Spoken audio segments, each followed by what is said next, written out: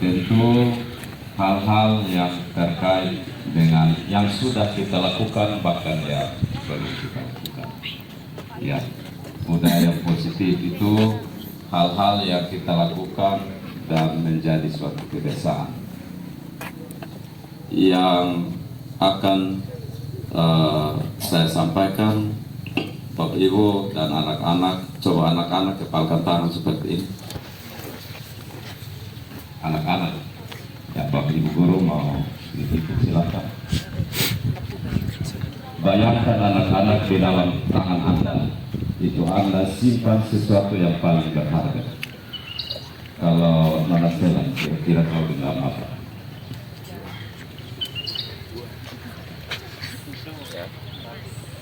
Genggam emas. Nona tahu kira-kira genggam apa? Ya, genggam emas. Coba kau balik di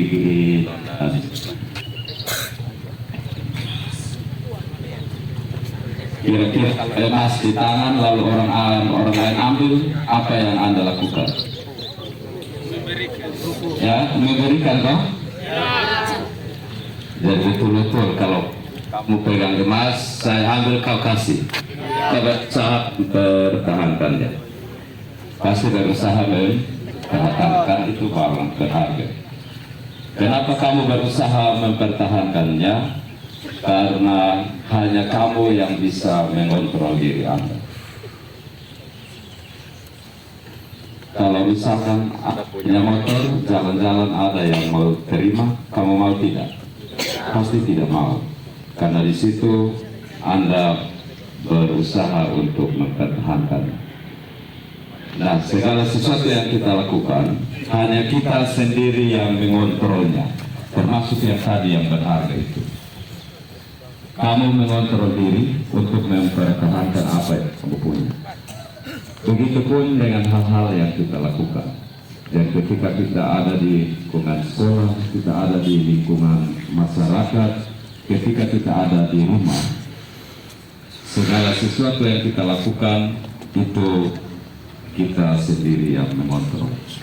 Nah, kontrol itu dalam setiap pribadi itu ada yang bisa mengontrolnya dengan baik, ada yang tidak. Ada yang butuh untuk harus motivasi dari luar dan harus dari dalam diri. Nah, untuk kontrol itu yang paling kuat adalah motivasi dari dalam diri kita. Karena apa? Apapun besar motivasi yang dari luar, tapi tanpa dari pribadi kita, maka tetap sia-sia. Sehingga hal-hal yang kita lakukan terkait dengan kegiatan-kegiatan positif itu perlu kita pertahankan dan kita jadikan kebiasaan. Hal-hal positif yang saya maksud, misalkan setiap hari Jumat kita ibadah bersama, itu hal positif. Atau setiap hari Senin kita lakukan upacara bendera, itu hal positif. Karena tujuannya adalah untuk membentuk, kalau upacara, bagaimana rasa cinta kita kepada bangsa dan negara, bagaimana kita bisa mencintai negara ini, bangsa ini, dan juga kita mempertahankannya. Sedangkan kalau ibadah, ya bagaimana kita membentuk karakter Anda. Nah, itu hal-hal positif yang sudah kita lakukan. Dan juga ada yang bisa kita lakukan. Bapak Ibu, dalam observasi saya temukan ada keyakinan kelas di sana. Bapak Ibu, untuk keyakinan kelas ada langkah dan tahapan. Ya, jadi Bapak Ibu, saya harap yang sudah jadi keyakinan kelas bukan saja kita aktifkan di dokumen kita, tetapi bila perlu dokumentasikan sebaik-baiknya dan ditempelkan di tempat-tempat yang bisa kita baca, di ruang kelas barangkali atau di ruang di jurusan, itu tidak masalah. Karena Bapak Ibu banyak setiap guru, setiap mata pelajaran punya keyakinan kelas, kesepakatan kelas. Dan kalau ditaruh di tempat yang kita bisa baca, itu kita akan lihat.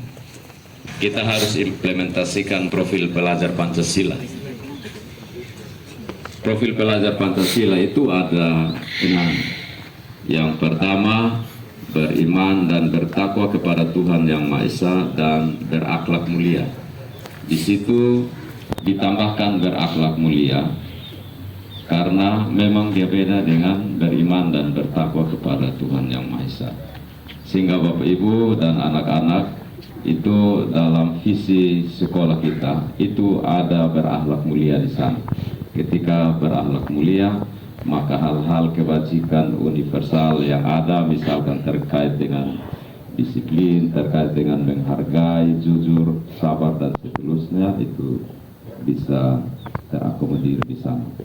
Nah, terkait dengan disiplin Bapak Ibu, itu kemarin ada 3 jenis yang menjadi motivasi untuk kita melaksanakan tugas dan tanggung jawab kita. Yang saya ingat Bapak Ibu, ada tahapan yang paling rendah, ada tahapan yang di atas yang rendah, dan ada tahapan yang paling tinggi. Nah, untuk yang tahapan yang paling tinggi itu adalah dia menjalankan tugas dan tanggung jawabnya karena memang dia rasa betul-betul bahwa dia menghargai dirinya. Jadi apa yang dia lakukan, dia tidak butuh orang lain untuk memerintah. Jadi tanpa diperintah pun dia tahu bahwa itu tugas dan tanggung jawabnya yang dia harus lakukan. Pelajari itu ada 3 tahapan. Yang pertama, menstabilkan identitas. Yang kedua itu adalah validasi keutuhan. Dan yang terakhir, kita harus menanyakan keyakinan. Jadi itu saja Bapak Ibu yang saya sampaikan. Saya minta terima kasih untuk perhatian kita semua, untuk Bapak Ibu guru dan pegawai, dan juga untuk anak-anak. Semoga yang baik itu menjadi catatan positif untuk kita masing-masing. Itu saja, dan selamat beraktivitas hari ini. Semoga kita diberkati, dan selamat pagi. Pagi.